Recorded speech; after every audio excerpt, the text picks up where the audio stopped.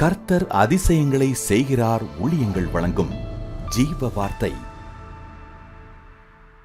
இந்த நாளிலும் கர்த்தருடைய ஊழியக்காரங்களை வாழ்த்துகிறேன். இயேசப்பா நல்லவர், அவர் பெரியவர், அவருடைய வார்த்தை வல்லமை உள்ளது. அவர் ஜீவனோடு இருக்கிறார். அவருடைய வார்த்தையை அனுப்பிதான் தன்னுடைய வல்லமை அவர் வெளிப்படுத்துகிறார். இன்றைக்கு அவர் உங்களோடு பேசுவார். உங்கள் துக்கம் சந்தோஷமாய் மாறும். ஆண்டவர் பேசுகிற வார்த்தையை கவனமாக கேட்டு விசுவாசிங்க. அதுதான் உங்களுக்கு அற்புதத்தை கொண்டு வரும். அதை நம்புங்க. கர்த்தர் பேசுகிற வார்த்தை எனக்காக, அது என் வாழ்க்கையில் நிறைவேறும் என்று சொல்லி விசுவாசிங்க. சரியா? இன்றைக்கு ஜீவார்த்தைக்கான வசனம் சங்கீதம் 18:46. கர்த்தர் ஜீவன் உள்ளவர், கர்த்தர் ஜீவன் உள்ளவர். எவ்வளோ அருமையான ஒரு வசனம். இந்த வசனத்தை கேட்கும்போது நமக்குள்ள எவ்வளோ ஒரு பெரிய மகிழ்ச்சி. நம்ம ஆண்டவர் ஜீவன் உள்ள தெய்வம், ஜீவிக்கிற தெய்வம். புரியுது அவங்களுக்கு? இது எவ்வளோ பெரிய ஒரு நம்பிக்கையை ஊட்டுகிறது.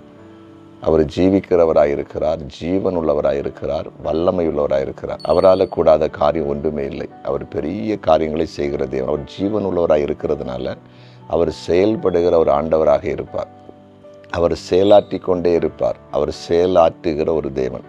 அதாவது தானியேல் புஸ்தகம் 6ஆவது அதிகாரத்திலே தானியேலின் தேவன் ஜீவனுள்ள தேவன் என்று சொல்லி அங்கே அன்றைக்கு அந்த தரியு ராஜா சொல்வதை பார்க்க முடியும். எப்போது தெரியுமா?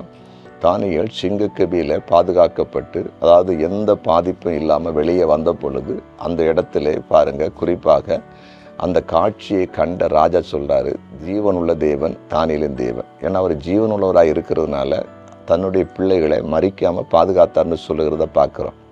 புரியுதா? இன்றைக்கு அதே ஆண்டவர் ஜீவனுள்ளவராகவே இருக்கிறார், ஜீவிக்கிறவராகவே இருக்கிறார், செயல்படுகிறவராகவே இருக்கிறார், அற்புதங்களை செய்கிறவராகவே இருக்கிறார். நீங்கள் சோர்ந்து போக வேண்டாம்.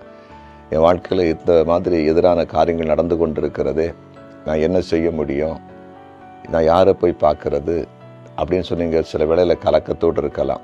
அல்ல சில வேளையில் நீங்கள் ஆண்டவரை தேடுற உங்களை பார்த்து கூட சிலர் ஆண்டவரை தேடுற இவங்களுக்கு என்ன கிடைத்துதான், ஏன் இவங்களுக்கு இவ்வளோ நெருக்கடி, ஏன் உங்களுக்கு இவ்வளோ பிரச்சனை, இவங்களை ஆண்டவர் விடுவிக்க மாட்டாரா என்று சொல்லி அப்படிப்பட்ட ஒரு சூழ்நிலை கூட இன்றைக்கு இருந்து கொண்டிருக்கலாம். பயப்படாதீங்க. என்ன சூழ்நிலையில் யார் எப்படி பேசிகிட்டு இருந்தாலும் கர்த்தர் ஜீவன் உள்ளவர் என்று நிரூபிப்பதற்காக உங்களுக்காக ஒரு அற்புதங்களை செய்ய போகிறார். நம்புவீங்களா? விசுவாசிப்பீங்களா? நம்முடைய தேவன் ஜீவன் உள்ளவர். ஜெபிப்போமா? ஜெபிக்கலாம். ஆமாண்டவர், ஜீவனுள்ள தேவனை உம்மை நோக்கி பார்க்கிறோம். நீர் ஜீவிக்கிறவராக இருக்கிறபடினால் உமக்கு ஸ்தோத்திரம். உம்முடைய விலையேறப்பெற்ற பிரசன்னத்துக்காக நாங்கள் நன்றி செலுத்துகிறோம். ஆமாண்டவரை, சோர்ந்திருக்கிற, நெருக்கத்தில் இருக்கிற, ஆபத்தான சூழல் இருக்கிற நம்முடைய பிள்ளைகளுக்கு நீர் அற்புதம் செய்யும். நீர் ஜீவனுள்ள தேவன் என்பதை நிரூபிக்கத்தக்கதாய் நீர் கிரியை நடப்பிக்கும்படியாக ஜெபிக்கிறேன். அதிசயங்களை நம்முடைய பிள்ளைகளுக்கு காணப்படணும். குறிப்பாக வியாதியஸ்தரை தொட்டு நீர் சுகமாக்கி சாட்சியில் எழுப்புவீராக. ஆண்டவரே, இந்த நாட்களிலே கூட பிறந்த நாளை காண்கிற எல்லாரையும் ஆசீர்வதியும். திருமண நாளை காண்கிற குடும்பங்களை ஆசீர்வதியும். ஆண்டவரே, நம்முடைய பிள்ளைகளுடைய கையின் பிரயாசங்களை ஆசீர்வதிப்பீராக. குறிப்பாக பிஸ்னஸ் பண்ணுற எல்லாரையும் ஆசீர்வதிங்க. இந்த நாள் எல்லாருக்கும் ஆசீர்வாதமாக இருக்கட்டும். படிக்கிற பிள்ளைகளுக்கு, வேலை செய்கிறவங்களுக்கு, வியாபாரம் செய்கிறவங்களுக்கு, ஊழியம் செய்கிறவங்களுக்கு ஒரு ஆசீர்வாத நாளாய் மாற கர்த்தர் கிருபை தாரும். நீர் அப்படி செய்கிறதுக்காய் நன்றி. இயேசுவின் நாமத்தில் பிதாவே. ஆமென், ஆமென், ஆமென்.